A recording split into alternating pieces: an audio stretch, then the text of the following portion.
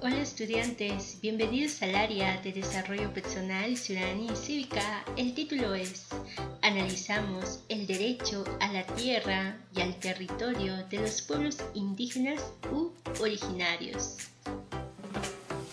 Competencia. Convive y participa democráticamente en la búsqueda del bien común. El propósito. Conoceremos y reflexionaremos sobre los derechos colectivos de los pueblos indígenas u originarios. Evidencia. Van a elaborar un texto o pueden grabar un audio para explicar por qué es importante la vigencia del derecho a la tierra y al territorio para los pueblos indígenas u originarios y para el país en general, y propongamos algunas acciones a fin de promover este derecho. Para ello tienes que tener en cuenta los criterios de evaluación. Justifica el rechazo de conductas de marginación o discriminación hacia los pueblos indígenas u originarios y los reconoce como sujetos de derechos. Evalúa las normas dadas por el Estado peruano en favor de los pueblos indígenas u originarios a partir del bien común y los derechos humanos. Ahora vamos a hablar sobre algunos derechos colectivos de los pueblos indígenas u originarios. 1. Derecho a la identidad cultural. Este derecho busca que se reconozcan y garantice la existencia del pueblo indígena u originario como tal. Los pueblos indígenas u originarios tienen derecho a determinar su propia identidad o pertenencia conforme a sus costumbres y tradiciones. La identidad cultural es un derecho de todo individuo sin discriminación alguna. 2. Derecho a la participación. A través de la participación se les reconoce a los pueblos indígenas u originarios la capacidad política y jurídica de actuar activamente en los diversos procesos de desarrollo en los que se vean involucrados desde su elaboración hasta su ejecución. Esta participación no se restringe a la participación política, sino que es mucho más amplia. Como sabemos, los pueblos indígenas eran casi inexistentes en el escenario electoral hace pocas décadas. Lo que se quiere con este derecho es que se reconozcan su participación política en los diversos procesos. 3. Derecho a la consulta previa. Implica el reconocimiento de su capacidad a decidir respecto de aquellas afectaciones ocasionadas por medidas estatales, legislativas o administrativas que puedan tener incidencia positiva o negativa en sus derechos colectivos, lo que conlleva la búsqueda de un acuerdo o consentimiento sobre la concreción de esas medidas. Por ejemplo, cuando el Estado quiere hacer un proyecto en el territorio de los pueblos indígenas, ellos deben consultar si se puede hacer o no este proyecto. Y así, tanto como el Estado y los pueblos indígenas busquen un acuerdo. Pero lamentablemente el Estado no respeta mucho este derecho, por eso siempre los pueblos indígenas u originarios salen a protestar. 4. Derecho a conservar sus costumbres e instituciones.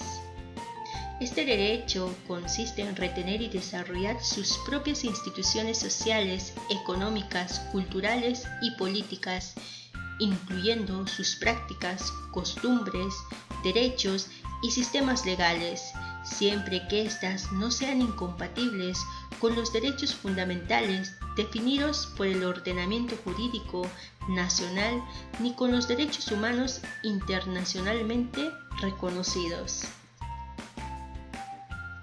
5. Derecho a la tierra y al territorio.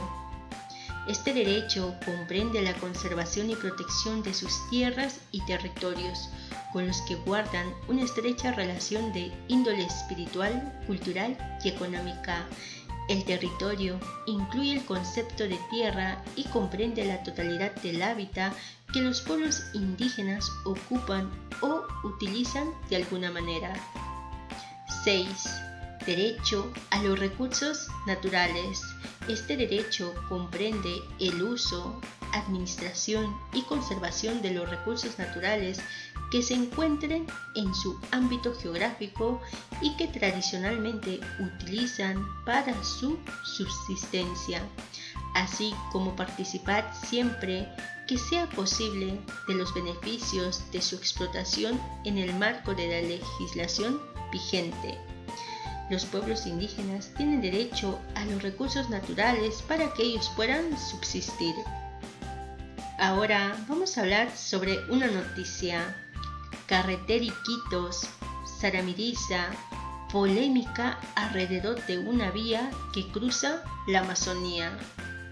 La propuesta para la construcción de una carretera que une la ciudad de Iquitos, capital de la región Loreto, con la localidad de Saramiriza, ha generado cuestionamientos por los daños ambientales y sociales que puede causar su construcción. En el año 2017, este proyecto fue declarado de necesidad pública e interés nacional por el Congreso de la República. Sin embargo, un reciente estudio elaborado por la WCS y el Instituto de Investigaciones de la Amazonía Peruana evidencian los problemas que ocasionaría esta vía. Se generaría una pérdida forestal total de 322.746,80 hectáreas y emisiones totales de 133,52 millones de toneladas de dióxido de carbono hacia el año 2064.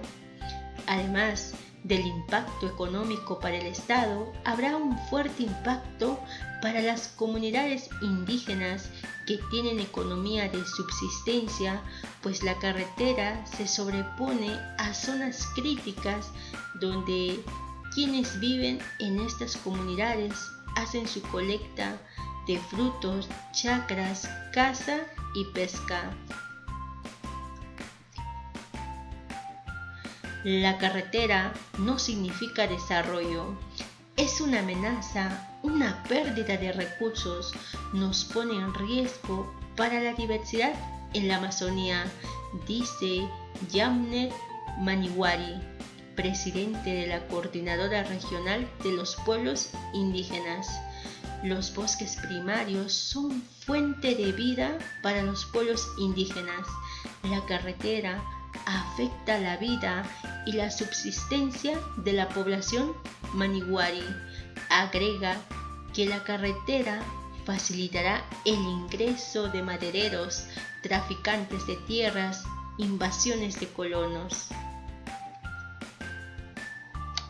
Ahora, estudiantes, vamos a responder a la siguiente pregunta.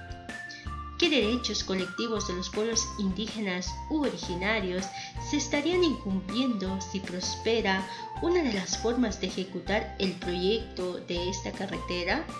¿Por qué? Si se construye la carretera Iquitos-Saramiriza, la cual cruza la Amazonía, se estaría incumpliendo el derecho de consulta previa, el derecho a la tierra y el territorio y el derecho a los recursos naturales. Porque el Estado debe respetar el territorio que ocupan las poblaciones indígenas. Sin embargo, al pretender construir una carretera en medio de la selva, se está amenazando el territorio y los recursos naturales que éste abarca. Además, se le ocasionaría un daño irreversible a toda la biodiversidad.